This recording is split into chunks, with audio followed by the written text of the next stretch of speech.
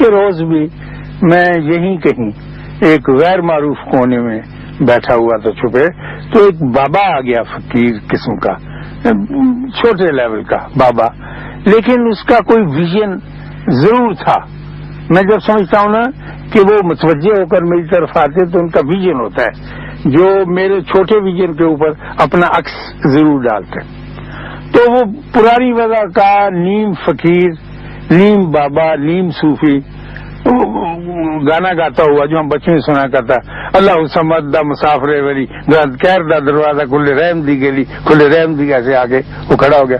میرے پاس 5 روپے کا ایک نوٹ تھا، میرے بچوں نے دیے تھے کہ ابو اس سے کم نہ دینا، آج کل فقیر بہت ناراض ہوتے ہیں اگر 5 سے کم دے. تو میں نے اسے دیا، اس نے خوش ہو کے لے لیا مجھ سے. کہنے لگا کہ تو بڑا پریشان سا ہے کچھ اور اکیلا بیٹھا ہوا، کیا بات ہے؟ میں نے کہا بات یہ ہے کہ میرے اوپر بڑا قرض ہے اور میں کوشش بھی کرتا ہوں کہ یہ یعنی بالواسطہ طور پر بلا واسطہ میرے اوپر نہیں ہے، تو میں اس سے نکل نہیں سکتا، تو مجھے پریشانی رہتی. اس نے کہا ہو شکر کر اللہ کا اور خوش ہو کہ تیرے اوپر کاغذوں کا، روپوں کا، ڈالروں کا قرض ہے. اللہ کے سامنے سجدہ ریز ہو اور ہر وقت جھک کے رہا کر کہ تیرے اوپر انسانوں کا قرض نہیں ہے، تم نے کسی کو انسان نہیں لوٹانے. میں نے کہا بابا میں تیری بات نہیں سمجھا. کہنے لگا تو نے کوئی قتل نہیں کیا، کسی انسان کی جان نہیں لی ہے. اگر خدا نہ خواستہ تیرے اوپر جانوں کا بوجھ ہوتا تو کیسے لوٹاتا؟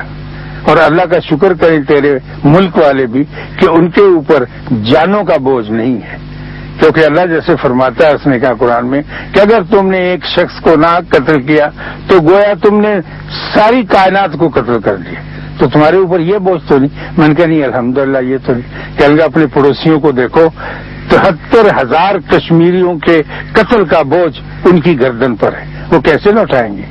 کتنی بھی کوشش کر لیں، جدھر بھی مرضی بھاگ لیں، وہ 73,000 جو ہے جن کے وہ مقروض ہیں وہ آدمی تو لوٹا نہیں سکتے.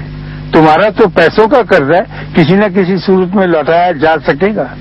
پھر ان کو دیکھو 1,15,000 سکھوں کو بلو سٹار کے پروسیس میں قتل کیا. وہ ان سکھوں کو، ان کی ماؤں کو، ان کی بہنوں کو کس طرح لوٹا سکیں گے؟ جتنا مرضی زور لگا لیں، جو بھی کچھ کر لیں، جہاں بھی بھاگ لیں، یہ قرض نہیں لوٹا سکیں گے. او بابا تو جو اس کونے میں بیٹھا ہوا ہے خوش ہو کہ یہ پیسے کا قرض ہے، اللہ نے چاہا تو یا تیری آنے والی نسل یا اس کے بعد آنے والی نسل کسی نہ کسی طرح کاغذوں کی صورت میں، مال کی صورت میں ان کو لوٹا دے گی. لیکن یہ لوگ جنہوں نے اتنے آدمیوں کو قتل کر دیا، اگر وہ مانگنے والا آ گیا کہ لاؤ ہمارے آدمی واپس کرو تو کہاں سے دیں گے؟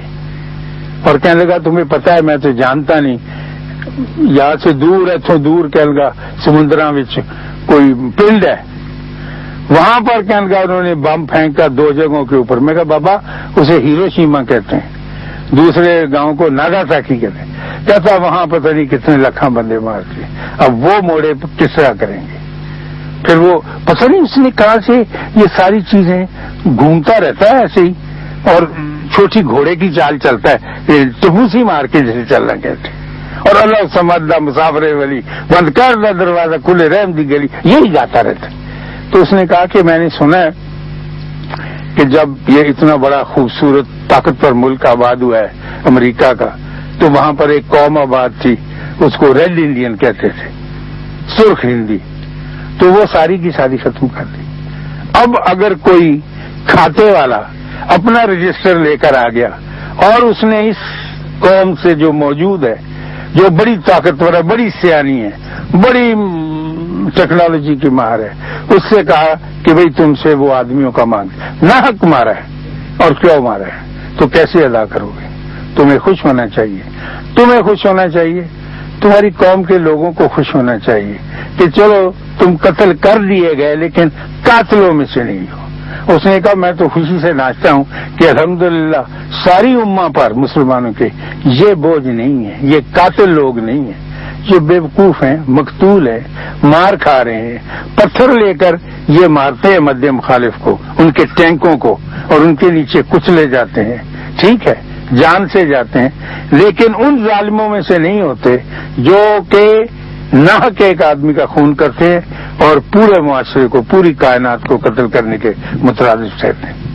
اب اس کی بات کا میں تھوڑا سا کرسی سے اٹھ کے کھڑا ہو گیا، اور اب عید کے روز سے اب تک میں کافی خوش ہوں کہ الحمدللہ میری ذات کے اوپر، میری قوم کے لوگوں کے اوپر، میرے ہم وطنوں پر یہ بوجھ نہیں ہے کہ انہوں نے آدمی لوٹانے ہیں۔ ٹھیک ہے، ہم نے پیسے لوٹانے ہیں اور بہت ڈھیر سارے لوٹانے ہیں، اور اللہ وہ وقت لائے گا، جیسا کہ میں بار بار کہہ رہا ہوں کہ انشاءاللہ ایک وقت بہت قریب آئے گا کہ ہم یہ رقم لوٹا دیں گے۔ لیکن اگر کبھی ہم کو 5 آدمی لوٹانے، جیتے جاگتے، وہ جو اس دنیا سے گزر چکے ہیں، جو شہید ہو چکے ہیں، جو قتل ہو چکے ہیں، جو مر چکے ہیں، اگر ان کے لوٹانے کے لیے حکم دے دیا گیا تو پھر ہم کیا کریں گے اور کہاں سے لائیں گے؟